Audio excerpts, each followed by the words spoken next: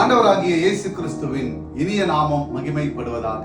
இந்த இயேசு எப்படிப்பட்டவரோ ஊழியத்திற்கு உங்களை அன்புடன் வரவேற்கிறேன். இந்த நாளிலும் நாம் ஒரு சிறப்பு செய்தியை கேட்க போகிறோம். நம்மோடு கூட வந்திருக்கிற பாஸ்டர் சாலமோன் அவர்களை அன்போடு வரவேற்கிறேன். Praise the Lord. இந்த நாளிலும் உங்களை சந்திப்பதில் மகிழ்ச்சி.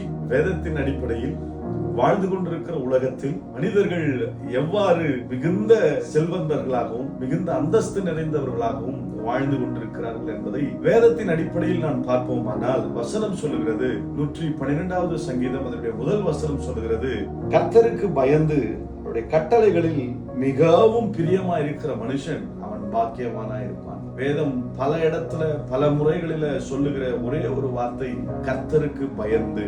கர்த்தருக்கு பயந்து நடக்கிறவன் பாக்கியவானா இருப்பான், அவன் ஆசீர்வாதமா இருப்பான்.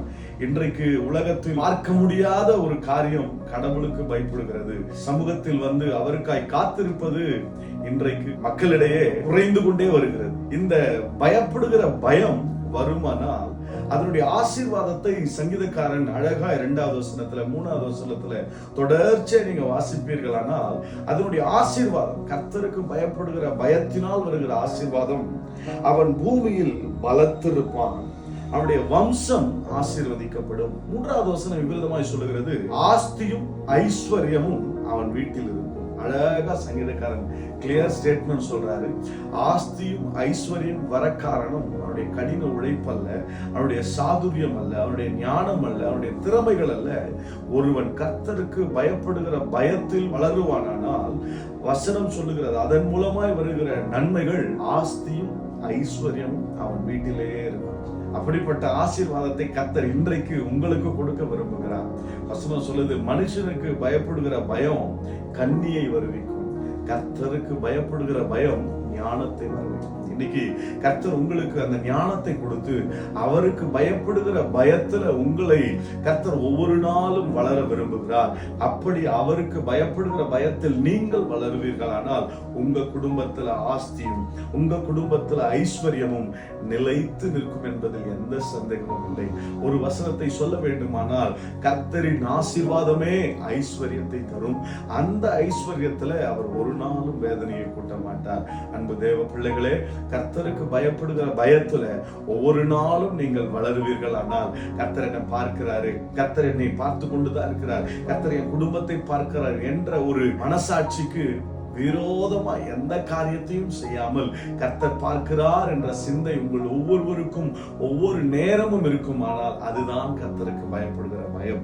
மனசாட்சிக்கு விரோதமா எதுவும் செய்யாதீங்க, கர்த்தருக்கு பயப்படுங்க. உங்க வீட்டுல ஆஸ்தியும் உங்க வீட்டுல ஐஸ்வர்யத்தையும் கர்த்தர் வைக்க போகிறார். கர்த்தர் தாமே உங்களை தொடர்ந்து ஆசீர்வதிப்பாராக. God bless you. ஆண்டவராகிய இயேசு கிறிஸ்துவின் இனிய நாமம் மகிமைப்படும்படியான ஒரு செய்தியை நாம் கேட்டிருக்கிறோம். எனக்கு அன்பானவர்களே, நம்முடைய ஊழியக்காரர் சொன்ன கடைசியான வார்த்தையை நான் கேட்டபோது நீதிமொழிகள் 10ஆம் அதிகாரம் 22ஆம் வசனம், கர்த்தரின் ஆசீர்வாதமே ஐஸ்வர்யத்தை தரும், அதனோடு அவர் வேதனையை கூட்டார். இந்த இடத்துல வேதனையை கூட்டார் என்ற இந்த வார்த்தையை சற்று கவனியுங்கள். நம்முடைய வாழ்க்கையில அவர் தருகிற ஐஸ்வர்யத்தோடு கூட அவர் நமக்கு வேதனையை கூட்ட மாட்டார் என்று உறுதி அளிப்பார் என்றால், நமக்காகவும் நம்முடைய மீறுதல்களுக்காகவும் நம்முடைய பாவங்களுக்காகவும் நம்முடைய அக்கிரமங்களுக்காகவும் நம்முடைய பலவிதமான துணிகரமான செயல்களுக்காகவும் அவர் எல்லா வேதனையையும் தன்னுடைய சரீரத்திலே ஏற்றுக்கொண்டார். அந்த கொல்கதா மலையிலே அவர் சிலுவையை சுமந்து அவர் நமக்காக கைகளிலும் கால்களிலும் ஆணிகள் அடிக்கப்பட்டு தன்னுடைய சொந்த ரத்தத்தை சிந்தி நமக்காக அவர் அநேக பாடுகளையும் வேதனையையும் அனுபவித்தார். அப்பேற்பட்ட நல்ல இயேசுவை நாடுங்கள், என் தேவனாகிய கர்த்தரை தேடுங்கள். அவர் உங்கள் வாழ்க்கையிலே ஒரு அற்புதத்தை செய்ய வல்லவராயிருக்கிறார். Thank you. God bless you.